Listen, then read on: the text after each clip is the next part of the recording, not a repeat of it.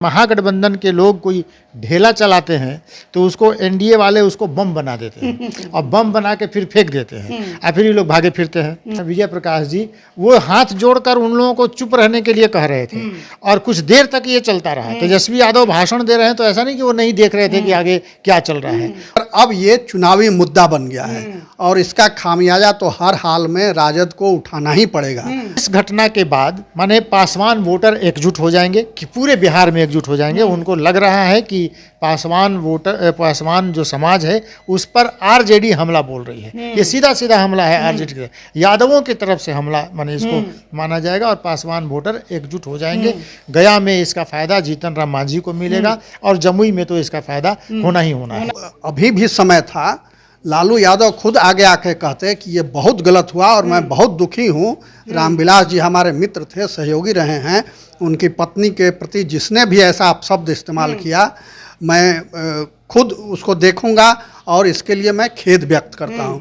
मामला खत्म हो जाता था। क्या माना जाए कि नौकरी का मुद्दा, रोजगार का मुद्दा, स्वास्थ्य का मुद्दा तेजस्वी यादव जो जोर शोर से उठा रहे थे, अब इस एक तीर ने सब खत्म कर दिया। सब फिस हो गया, सब फिस हो गया। छोटी सी चूक मामला सब गई भैंस पिया पानी में, वही स्थिति हो गई है। और इतना ही नहीं, राजद के जितने प्रवक्ता हैं सभी को ये निर्देश दिया गया है कि आप इस इशू पर बैक फुट पर ना आए। 2019 की तुलना में अगर वोट परसेंटेज बढ़े तो फिर क्या माना जाएगा कि हवा किधर जाएगी? देखिए, वोट परसेंटेज बढ़ेगा तो कई बार ऐसा होता है कि सरकार के पक्ष में खिलाफ में वोट बढ़ जाता है। और नीतीश कुमार ने जो पलटी पर पलटी मारा है उसका असर कितना होगा ये देखना होगा। नमस्कार, आप लाइव बिहार देख रहे हैं। मैं हूं राजमोहन तिवारी। एक बार फिर से आप सभी का स्वागत है हमारे खास प्रोग्राम खबरों से खबरदार में। देखिए, लोकसभा चुनाव के लिए प्रथम चरण की वोटिंग कल 19 अप्रैल को होने वाली है, लेकिन उससे पहले बिहार की राजनीति में एक मुद्दे ने बड़ा तूल पकड़ लिया है।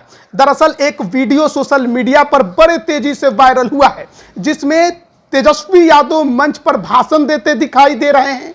बगल में जमुई से उम्मीदवार राजद की अर्चना रविदास खड़ी हैं और कई वरिष्ठ नेता राजद के मंच पर ही मौजूद हैं, लेकिन सामने भीड़ से चिराग पासवान और उनके परिवार को लेकर अपशब्दों का इस्तेमाल किया गया, गंदी गालियां दी गई और इस मामले ने ऐसा तूल पकड़ा है कि आज सुबह से इसी पर राजनीति हो रही है।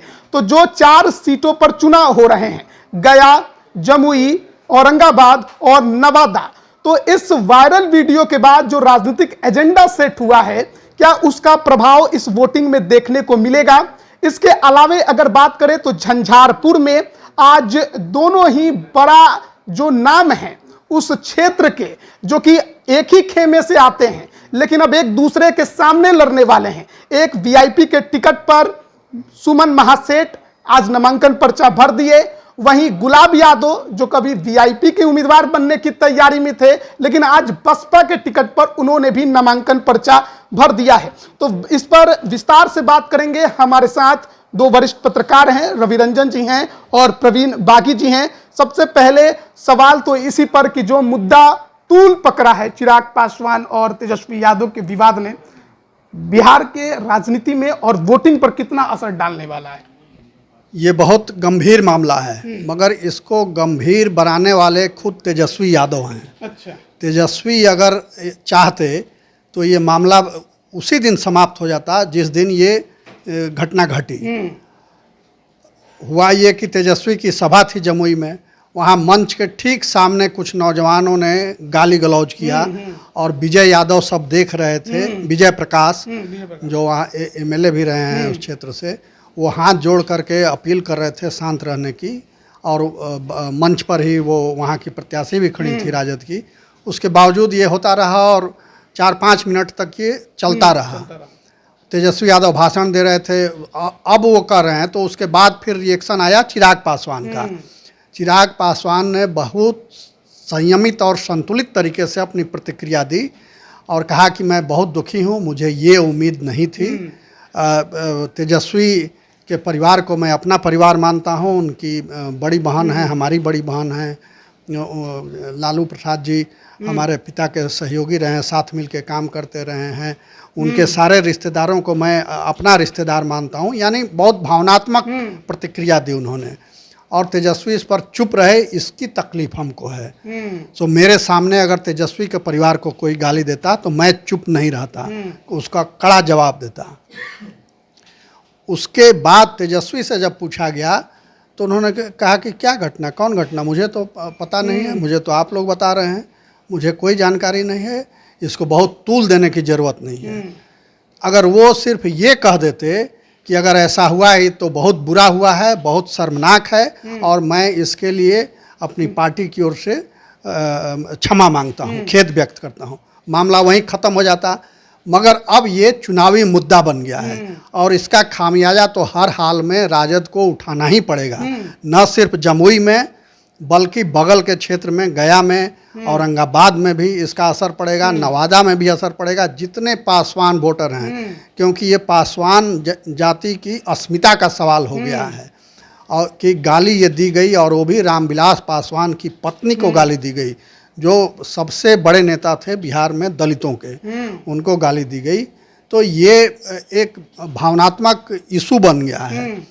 और आज चुनाव आयोग के पास कंप्लेन भी किया भाजपा की महिला नेताओं ने जाकर के कि इस पर कार्रवाई हो। तो ये मिस हैंडलिंग किया गया राजद की ओर से। जो राजद का जो चरित्र है, जो स्वभाव बना हुआ है पार्टी का, तो तेजस्वी के आने से लग रहा था कि उसमें कुछ बदलाव आएगा, पार्टी अच्छे तरीके से काम करेगी और सभ्य समाज में जिस तरह से सब लोगों को साथ लेकर आगे बढ़ते हैं, वो उस भूमिका में तेजस्वी देखे जा रहे थे। मगर इस घटना ने और उस पर उनकी प्रतिक्रिया ने सारी उम्मीदों पर पानी फेर दिया है और इसका बड़ा गंभीर परिणाम होगा चुनाव में। गंभीर परिणाम होगा चुनाव में, आपको भी ऐसा ही लगता है? देखिए, ये जो मसला है उसको एनडीए ने जिस तरह से इशू बना के और फेंक दिया है, उससे अब ये भागे फिर रहे हैं माने इंडिया गठबंधन के लोग। और ये एक बात नहीं है, आप देखिए वो ये महागठबंधन के लोग कोई ढेला चलाते हैं तो उसको एनडीए वाले उसको बम बना देते हैं और बम बना के फिर फेंक देते हैं और फिर ये लोग भागे फिरते हैं। ये तीन बातें हो गई। माने लालू प्रसाद यादव ने रैली में नरेंद्र मोदी के हिंदू होने पर सवाल उठाया, माने उनके परिवारवाद का, अपनी माँ के उस पर मुंडन नहीं करवाया। फिर उन्होंने एक मुहिम चला दिया कि पूरा देश हमारा परिवार है और मोदी का परिवार है, और फिर ये लोग भागते फिरे।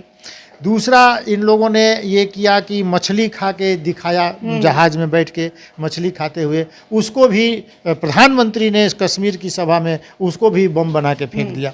अब ये लोग भागते फिर रहे हैं।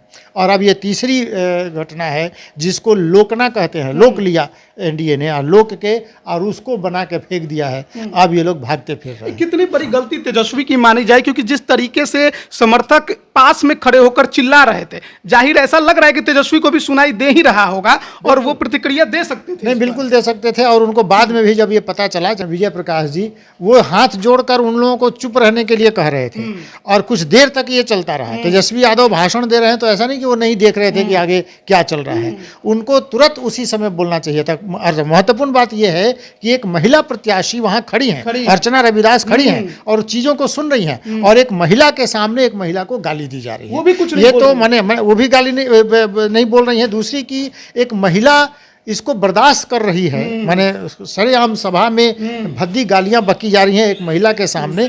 ये तो माने उस पार्टी के पूरे चरित्र को जो है उजागर कर देता है कि ये लोग किस तरह के लोग हैं और क्या है। तेजस्वी यादव को चाहिए था त्वरित कार्रवाई करना। तेजस्वी यादव कम से कम वहीं पर बोलते कि ये जो है वो गलत हो रहा है, इनको पकड़ो, ये इन पे कार्रवाई करो या उनको यहाँ से निकालो, जो भी करना। लेकिन उन्होंने वो नहीं किया और उसका असर जब जिस तरह से चिराग पासवान ने बड़े संतुलित तरीके से इस मसले को उठा दिया है और खड़ा कर दिया है, पूरा एनडीए अब उसके साथ पक्ष में खड़ा हो गया है, इसका असर आरजेडी को माने इन 4 सीटों पर तो झेलना ही पड़ेगा, आगे भी झेलना पड़ेगा। कहा जा रहा था कि गया और जमुई में टक्कर जो है वो देखने को मिल सकती है, क्या अब वो टक्कर माना जाए कि थोड़ा कम हो गया? देखिए, गया में तो जरूर, गया में जिस तरह से पासवान वोटर्स को अपने पक्ष में करने के लिए जीतन राम मांझी ने चिराग पासवान को कहा कि ये बिहार के भविष्य हैं, माने उनको डर था कि पासवान वोटर हमारे साथ नहीं हो गया। तो अब इस घटना के बाद माने पासवान वोटर एकजुट हो जाएंगे कि पूरे बिहार में एकजुट हो जाएंगे। उनको लग रहा है कि पासवान जो समाज है उस पर आरजेडी हमला बोल रही है। ये सीधा सीधा हमला है आरजेडी के, यादवों की तरफ से हमला माने इसको माना जाएगा, और पासवान वोटर एकजुट हो जाएंगे। गया में इसका फायदा जीतन राम मांझी को मिलेगा और जमुई में तो इसका फायदा होना ही होना है। तो निश्चित रूप से इसका फायदा एनडीए को मिलेगा और घाटा आरजेडी को। एक तो है कि राजनीतिक तौर पर आप आरोप लगाते हैं, जवाब देते हैं, लेकिन कहा जाता था कि चिराग पासवान और तेजस्वी यादव में जो संबंध है वो अलग हटकर है, और इस कई बार ये देखने को भी मिला था, लेकिन अब माना जाएगा कि वो संबंध भी खटास में आएगा। संबंध तो खटास आ ही गया, और ये सिर्फ पासवान समाज ही नहीं, पूरे दलित समाज के लिए ये अपमान का विषय बन गया है। और हमको लगता है कि पूरा दलित वोट अब टर्न करेगा। जो भी राजद की ओर जा रहा था थोड़ा बहुत दलित वोट, वो सारे दलित समाज का वोट अब एनडीए की तरफ टर्न कर जाएगा।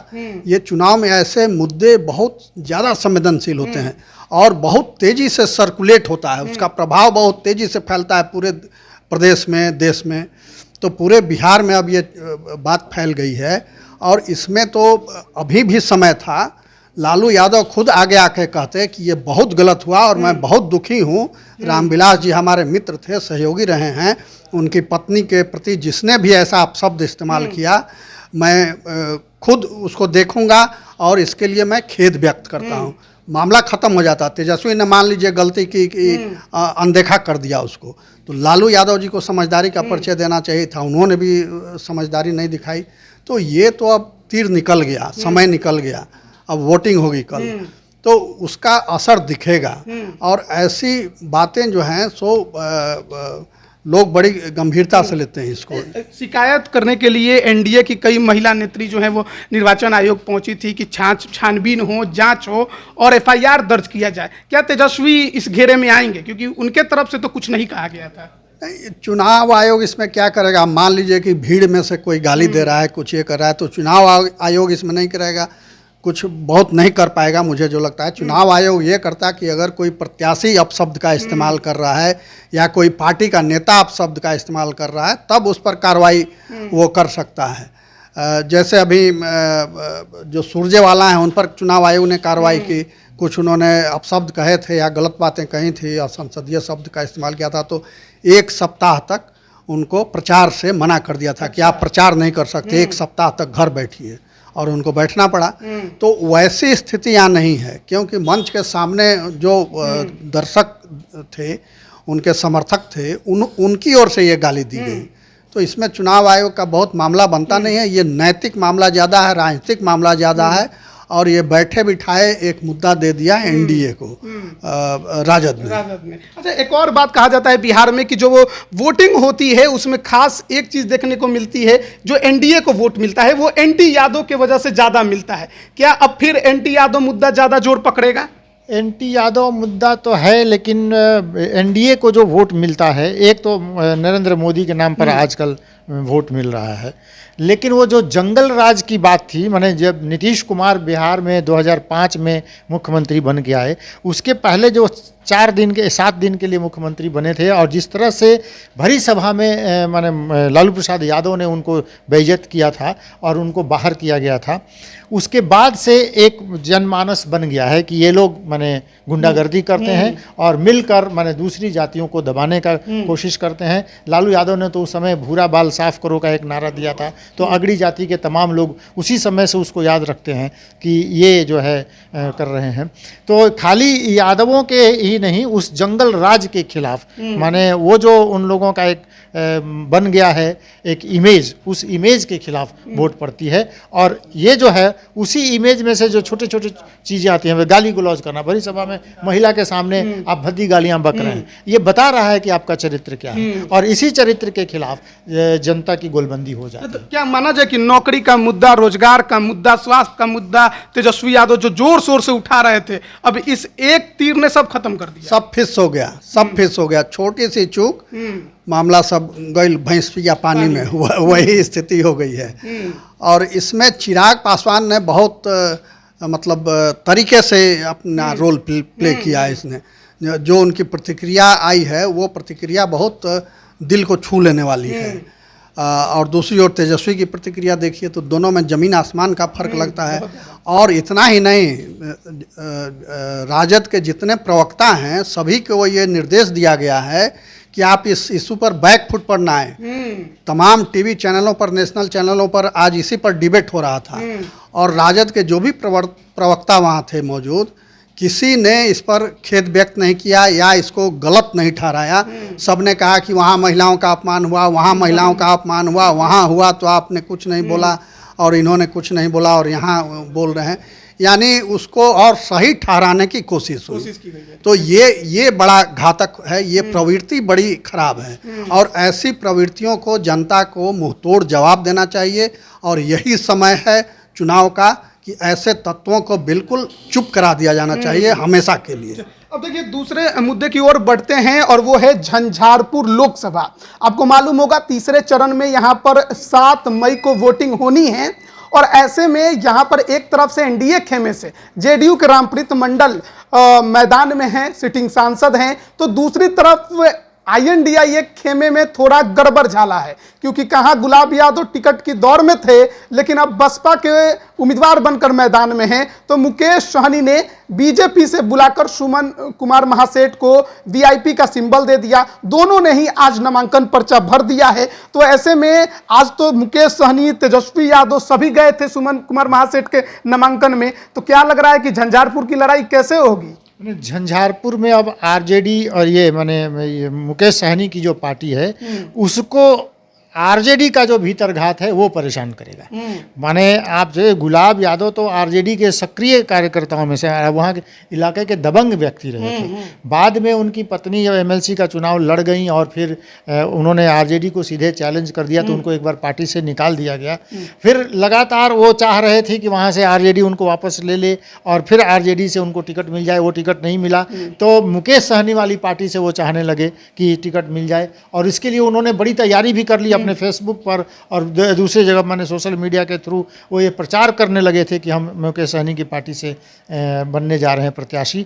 लेकिन वो नहीं हुआ, तब वो बहुजन समाज पार्टी के पक्ष से टिकट पर लड़ रहे हैं। अब वो जो गुलाब यादव का पूरा परिवार जिला परिषद में उनकी बेटी पत्नी उनकी वहाँ से एमएलसी रह चुकी हैं, वो खुद राजनीतिक कार्यकर्ता कद्दावर और दबंग रहे हैं। तो उनका एक अपना प्रभाव है उस इलाके में और उस प्रभाव का असर वो चुनाव में जरूर दिखाएंगे। तो मुकेश सहनी को आरजेडी के कारण वहाँ पर दिक्कत होने जा रही है। आपको लगता है दिक्कत होगी? बिल्कुल होगी दिक्कत, क्योंकि वो तो राजद के ही नेता रहे हैं। आज भले पार्टी से बाहर हैं मगर उनके सारे संपर्क, उनका जो समर्थक वर्ग है वो सब राजद के साथ है। तेजस्वी यादव गए थे आज नामांकन? तेजस्वी यादव गए थे मगर वहाँ वो लोकल हैं। तेजस्वी यादव पटना से गए तो इसमें फ़र्क पड़ता है। रोज की समस्या, रोज का काम, रोज का नाता रिश्तेदारी सब गुलाब यादव से उनका होगा, तेजस्वी यादव से नहीं होगा। तो इसलिए वो फैक्टर बनेंगे चुनाव में। अब वो अगर ज़्यादा प्रभावी होते हैं, ज़्यादा वोट काटते हैं तो फिर वो महागठबंधन के प्रत्याशी के लिए खतरा पैदा करेंगे। अगर वो वोट नहीं काट पाते हैं तब न्यूट्रल ये हो जाएंगे। वो एक चर्चा झंझारपुर में हो रही है कि बीजेपी से जो सुमन कुमार महासेठ आए हैं और उनको वीआईपी ने टिकट दिया है, तो जेडीयू के खिलाफ अगर जो बीजेपी के अंदर नाराजगी है और बीजेपी का कैडर अगर सुमन महासेठ को जिताने में लग गया तो फिर तो दिक्कत रामप्रीत मंडल को भी होगा। मगर इसकी संभावना कम है, इसलिए कि बीजेपी का जो भी कार्यकर्ता है, समर्थक है, वो सब देख रहा है नरेंद्र मोदी की तरफ कि नरेंद्र मोदी को फिर से प्रधानमंत्री बनाना है, ये उसका सपना है। तो उस सपने के आगे लोकल स्तर पर मान लीजिए कैंडिडेट के चयन में कुछ गलती भी हुई है, ऊंच नीच भी हुई है, तो उसको वो इग्नोर करेगा। खुद मोदी जी कह रहे हैं, जैसे कि गया में वो कह गए कि आप मांझी जी को नहीं, हमको वोट करेंगे, वोट दीजिए, सीधा वोट हमको मिलेगा। तो ये कार्यकर्ताओं को अपील कर रही है मोदी जी का कहना। में रैली होगा तो सब नाराजगी सब खत्म हो जाएगा। तो चुनाव में ये चलता रहता है, रूठना मनाना। तो यही तो राजनीति है कि जो आपसे रूठ गया उसको कैसे आप मना लेते हैं, अपने साथ जोड़ लेते हैं।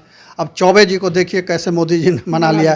कल तक जो जिनका ब्राह्मणत्व तेज जगा हुआ था वो फिर से अब साथ आ गया। कल वो उनके तेवर कुछ विरोधी तेवर थे, विद्रोह की स्वर सुनाई दे रहे थे, वो अब स्वर बदल गए हैं। तो वो मोल्ड करने की कला है, वो नेताओं को करना पड़ता है, मगर उसमें जो नेता जितना कुशल होगा उतना लाभ ले लेगा, जो नेता कुशल नहीं होगा उसको घाटा उठाना पड़ेगा।